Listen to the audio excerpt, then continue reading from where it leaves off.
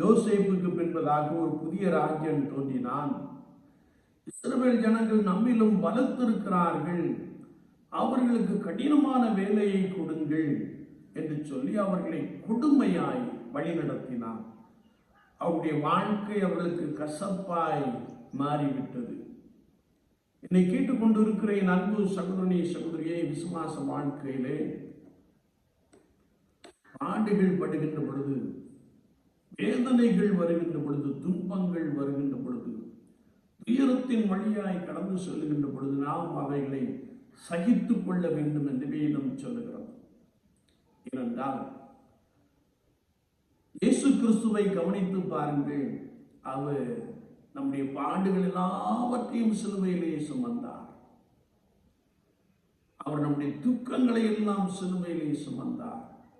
அவர் அடிக்கப்படுகின்ற ஆட்டை போல கொண்டு போகப்பட்டார். அவரை கொடுமைப்படுத்தினார்கள், வதைத்தார்கள், ரத்தம் சிந்தினார்.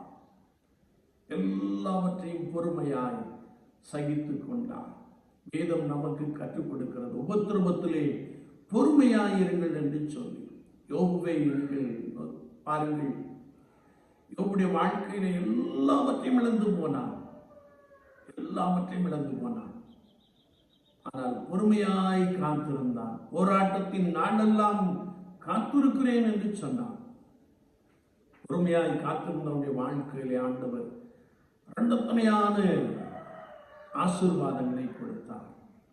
என்னை கேட்டுக்கொண்டிருக்கிற என் அன்பு சகோதரனே சகோதரியே, வாழ்க்கை பாடுகள் நிறைந்த ஒரு அனுபவமாய் காணப்படலாம். உன்னை சிலர் உபத்திரவப்படுத்தி கொண்டே இருக்கலாம்.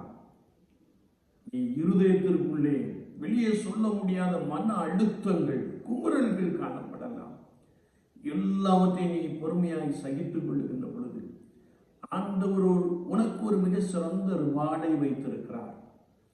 அவருடைய வாழ்க்கையின் அனுபவத்தில் நீ பொறுமையாய் இருக்கின்ற பொழுது உன்னை உயர்த்த, உனக்கு இரட்டிப்பான நன்மைகளை கொடுக்க போதுமானவராக இருக்கிறார்.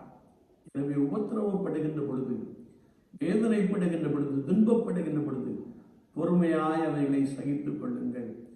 ஆண்டவர் உங்களுக்கு ஒரு புதிய ஆசீர்வாதத்தை, ஒரு புதிய மகிழ்ச்சியை, ஒரு புதிய சந்தோஷத்தை, எல்லாரும் ஆச்சரியப்படத்தக்கதான ஒரு அனுபவத்தை உங்களுக்கு நிறைவாய் கொடுப்பாராக. ஆமென்.